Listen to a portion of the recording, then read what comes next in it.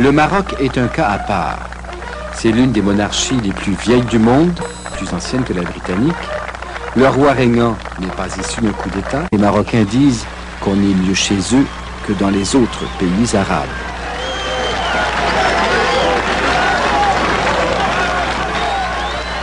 Il est du monde arabe, mais il a tourné son pays vers l'Occident.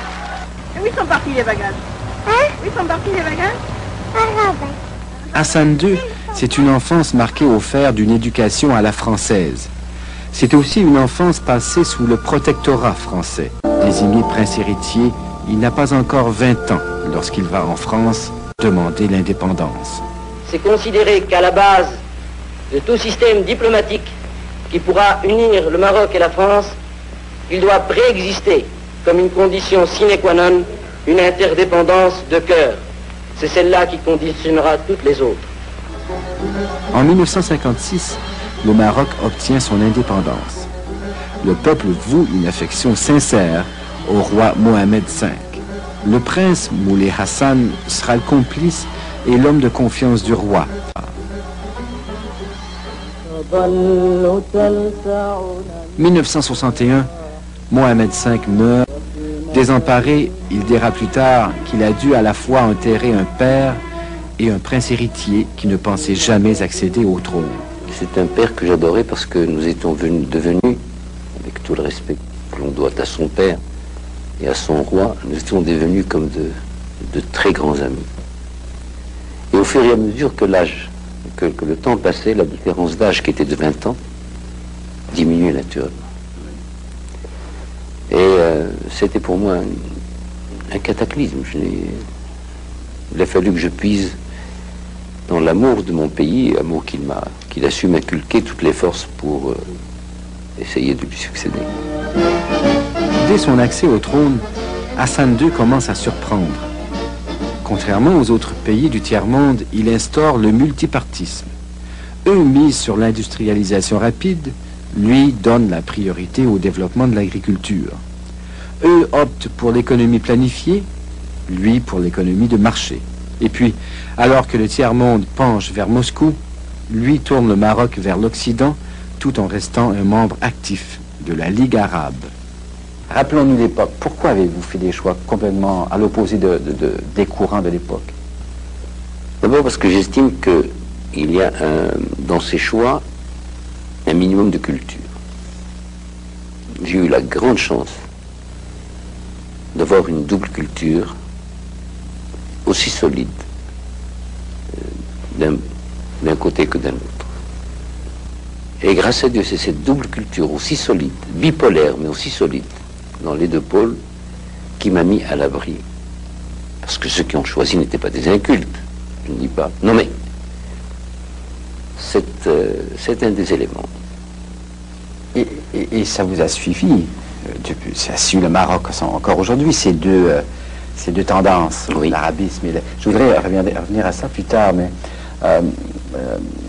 donc vous avez fait ces choix importants, vous avez mis Au début, ce n'était pas des choix, car je n'avais pas de référence à l'époque, je n'avais pas de référence de pays ayant échoué parce qu'il avait choisi le dérivisme.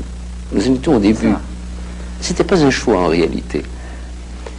C'était une sorte d'instinct migrateur qui faisait que j'avais répulsion pour certaines idées et attirance pour certaines autres.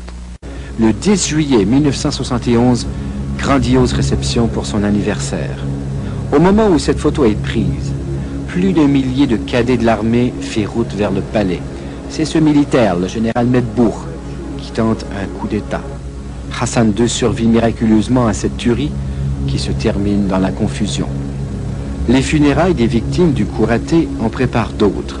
Encore un militaire, le général Oufkir, ministre de la Défense, proche collaborateur de Hassan II, qui mènera lui aussi un autre coup d'État. Un an plus tard, la chasse marocaine, sous les ordres d'Oufkir, tentera d'abattre en vol l'avion du roi qui est de retour d'un voyage en France. Ici aussi, il survit par miracle. Ça fait 20 ans maintenant. Est-ce que vous éprouvez encore beaucoup d'amertume envers la trahison de certains de vos conseillers? certains qui étaient des collaborateurs assez proches, je pense au général Oufki, mais aux autres aussi. 20 ans plus tard, est-ce qu'on garde... Oui, alors, on ne peut pas... Déjà, quand on est... Tout homme a son double.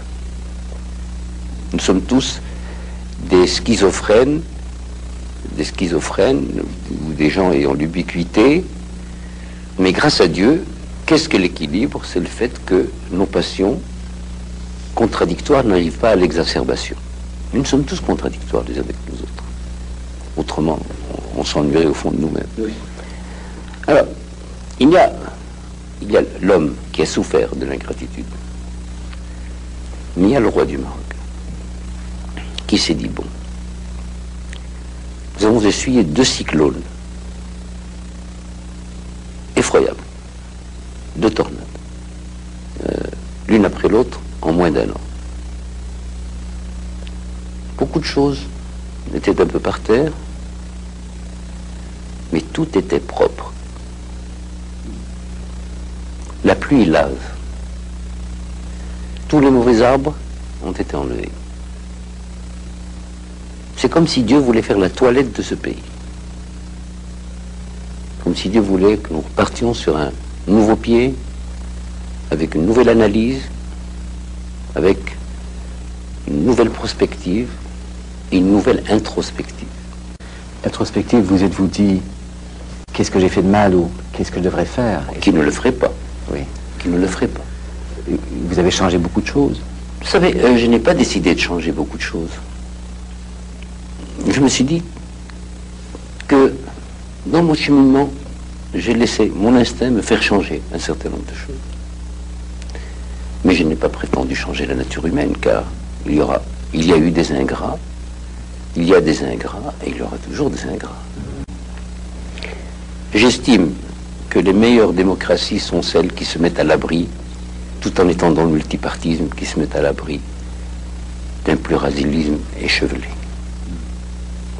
Un bon bipartisme. Avec ses nuances, d'un côté comme d'un autre, qui amène l'alternance d'elle-même.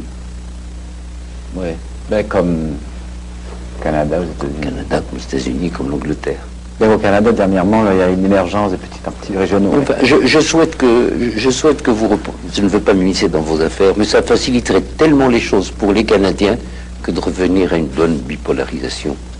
Comme ça, on ne se perd pas dans les rues. Je suis païen, Dieu me pardonne, que lorsqu'il s'agit de mon pays, et je suis païen aussi lorsqu'il s'agit de mes compatriotes et de mes concitoyens. Je les aime trop pour leur en vouloir. Et je pense qu'ils me rendent les mêmes sentiments. Disons que ce n'est pas encore le moment. La politique, c'est comme les récoltes. Il leur faut leur temps. Mais parfois des sécheresses aussi.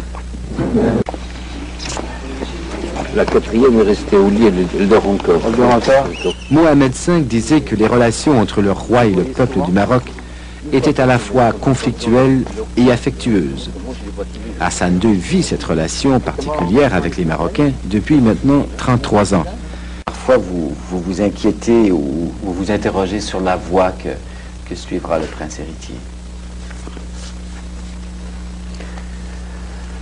Vous savez, il y a plusieurs écoles dans ce domaine, mais lorsqu'il s'agit d'un père, il n'y a qu'une seule école. On est toujours là, attentif, en disant, je souhaite qu'il fasse un bon parcours. Je passe mon temps à lui dire une chose, parce qu'il n'est pas facile de succéder à Mohamed V.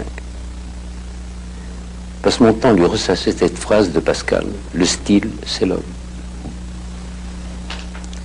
Je lui dis, je n'aurais pas dévié de ce qu'aurait fait mon père, que Dieu ait son âme, mais je l'aurais fait à ma façon. En essayant de singer mon père, parce que je l'aurais singé, je ne l'aurais pas imité. Il avait son style à lui. J'aurais certainement tout raté, je m'excuse du terme. Ce qui est important, c'est le but, la façon éducative et vertueuse, mais le style, c'est l'homme.